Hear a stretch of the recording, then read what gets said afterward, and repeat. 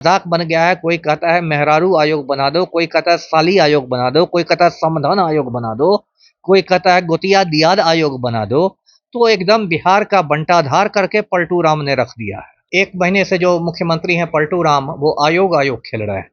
जैसे छोटे बच्चे खेलते हैं ना, डॉक्टर डॉक्टर, ऑफिस ऑफिस। जो अशोक चौधरी मंत्री हैं, उनके जो दामाद हैं सैन कुणाल, जो सांसद शांभवी चौधरी के पति हैं, उनको बिहार राज्य धार्मिक न्यास बोर्ड में उनको तैनात किया गया।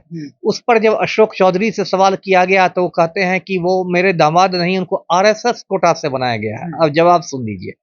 अशोक चौधरी अपने हैं जदयू कोटा से, बेटी है लोजपा कोटा से, दामाद है आरएसएस कोटा से, और परसों इनकी घरवाली मुस्लिम लीग कोटा से आ जाएंगी। मतलब क्या परिवार है भाई। और जो आयोगों का गठन हुआ वो और ज्यादा विवादित इसलिए हो गए हैं क्योंकि उसमें एकदम परिवारवाद का समझिए पलटू ने नंगा नाच कर दिया। और ये वही पलटू राम है जो पानी पी पी के परिवारवाद पर कोसते हैं लालू परिवार को। नागपुर में जो आरएसएस का मुख्यालय है वहां से फतवा जारी होता है और पलटू राम उस फतवा के मुताबिक काम करते हैं। और आरएसएस कोटा यदि चल रहा है तो इसका ये तो मतलब नहीं हुआ कि बस सैन कुणाल का ही उसमें हुआ होगा उनकी तैनाती। श्री जीतन राम मांझी के ये है आपके दामाद हैं, जमाई राजा हैं, उनको अध्यक्ष बना दिया गया। तो रामविलास पासवान के दामाद मृणाल को सदस्य बना दिया गया।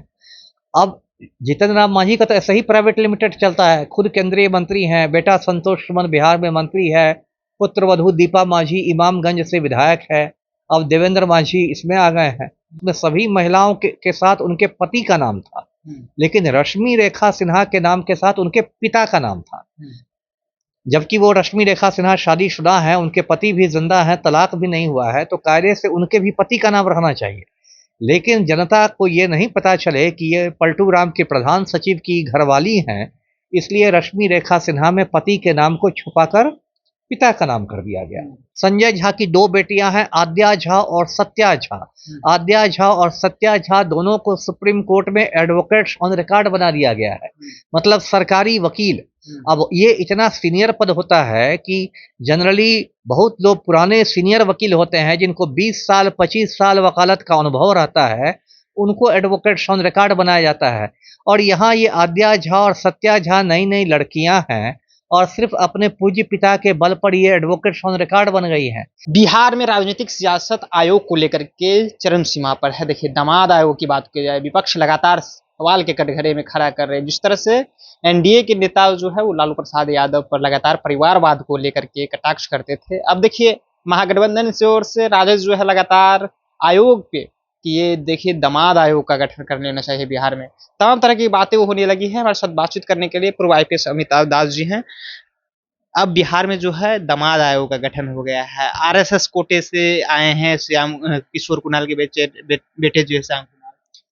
देखिए सही कहा आपने। अभी पिछले 1 महीने से जो मुख्यमंत्री हैं पलटू राम, वो आयोग आयोग खेल रहे हैं। जैसे छोटे बच्चे खेलते हैं ना, डॉक्टर डॉक्टर, ऑफिस ऑफिस, ऐसे ही पलटू राम आयोग आयोग खेल रहे हैं। और अभी बिल्कुल धड़ल्ले से बिहार में आयोगों का गठन और पुनर्गठन हो रहा है। जैसे कि अति पिछड़ा आयोग बनाया गया, फिर सवर्ण आयोग बनाया गया, महाचंद्र प्रसाद सिंह अध्यक्ष बनाए गए, राजीव रंजन प्रसाद उपाध्यक्ष बनाए गए, अनुसूचित जाति जनजाति आयोग बनाया गया, देवेंद्र मांझी अध्यक्ष बनाए गए, तो महिला आयोग बना दिया गया एक, तो मछुआरा आयोग बना दिया गया, तो अल्पसंख्यक आयोग बना दिया गया, वहाँ गुलाम रसूल बलियावी टोपी और दाढ़ी के साथ पहुंच गए। तो एकदम धड़ल्ले से आयोग। देखिए इन सब आयोगों से जनता को रत्ती भर फायदा नहीं होता है। आयोगों का 2 ही उद्देश्य होता है, एक तो अपने चमचों को सेट करना, जो लोग मंत्रिमंडल में नहीं सेट हो सके लेकिन आपके चमचे हैं तो उनको सेट करने के लिए किसी आयोग का लॉलीपॉप पकड़ा दो। और दूसरा होता है कि जनता को उल्लू बनाना कि भाई आपके लिए हम सोच रहे हैं। जैसे सवर्णों को उल्लू बनाने के लिए सवर्ण आयोग है, मछुआरों को चूना लगाने के लिए मछुआरा आयोग है, अति पिछड़ों को ठगने के लिए अति पिछड़ा आयोग है। इस बार जो आयोगों का गठन हुआ वो और ज्यादा विवादित इसलिए हो गए हैं क्योंकि उसमें एकदम परिवारवाद का समझिए पलटू ने नंगा नाच कर दिया।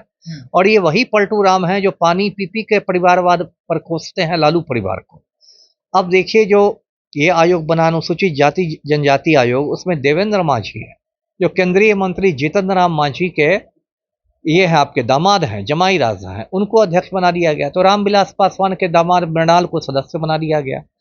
अब जीतन राम मांझी का तो ऐसे ही प्राइवेट लिमिटेड चलता है, खुद केंद्रीय मंत्री हैं, बेटा संतोष सुमन बिहार में मंत्री है, पुत्र वधू दीपा मांझी इमामगंज से विधायक है, अब देवेंद्र मांझी इसमें आ गए हैं।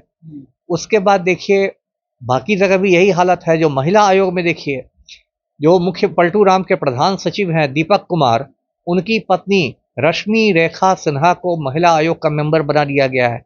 उसमें देखिए क्या फर्जीवाड़ा हुआ कि महिला आयोग की जो अधिसूचना निकली, जो नोटिफिकेशन निकला, उसमें सभी महिलाओं के साथ उनके पति का नाम था, लेकिन रश्मि रेखा सिन्हा के नाम के साथ उनके पिता का नाम था। जबकि वो रश्मि रेखा सिन्हा शादीशुदा हैं, उनके पति भी जिंदा हैं, तलाक भी नहीं हुआ है, तो कायदे से उनके भी पति का नाम रहना चाहिए।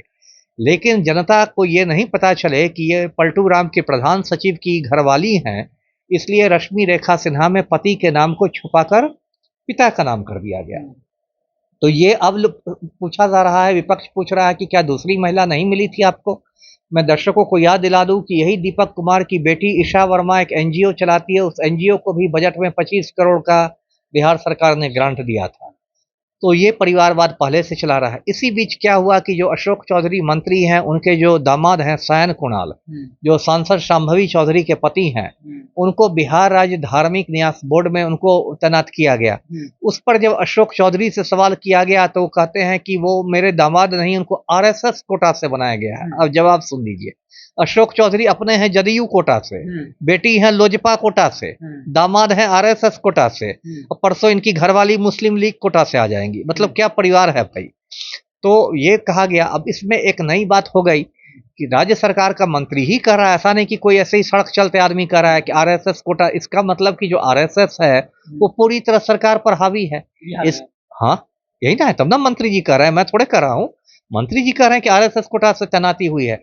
मतलब नागपुर में जो आरएसएस का मुख्यालय है वहां से फतवा जारी होता है और पलटू राम उस फतवा के मुताबिक काम करते हैं।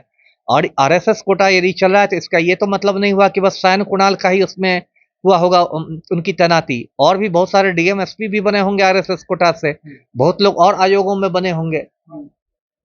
तो ये सब बातें हैं। एक नया शगुफा छूटा है कि सुप्रीम कोर्ट में संजय झा, जो जदयू के राष्ट्रीय कार्यकारी अध्यक्ष हैं, राज्यसभा एमपी हैं, संजय झा की दो बेटियां हैं, आद्या झा और सत्या झा। आद्या झा और सत्या झा दोनों को सुप्रीम कोर्ट में एडवोकेट्स ऑन रिकॉर्ड बना दिया गया है, मतलब सरकारी वकील।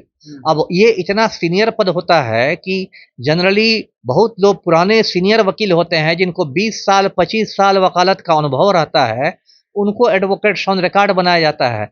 और यहाँ ये आद्या झा और सत्या झा नई नई लड़कियां हैं और सिर्फ अपने पूज्य पिता के बल पर ये एडवोकेट्स ऑन रिकॉर्ड बन गई हैं।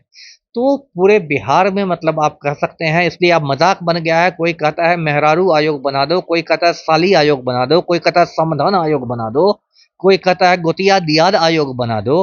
तो एकदम बिहार का बंटाधार करके पलटू राम ने रख दिया है। बिहार का बंटाधार करके नीतीश कुमार ने रख दिया है। देखिए तमाम तरह की बातें कर रहे थे आईपीएस अमिताभ दास जी। फिलहाल आप इसमें आपकी क्या प्रतिक्रिया है, प्रतिक्रिया अपने नीचे कमेंट बॉक्स में छोड़ जाइएगा। आप देख रहे थे जनता एक्शन। बहुत बहुत धन्यवाद।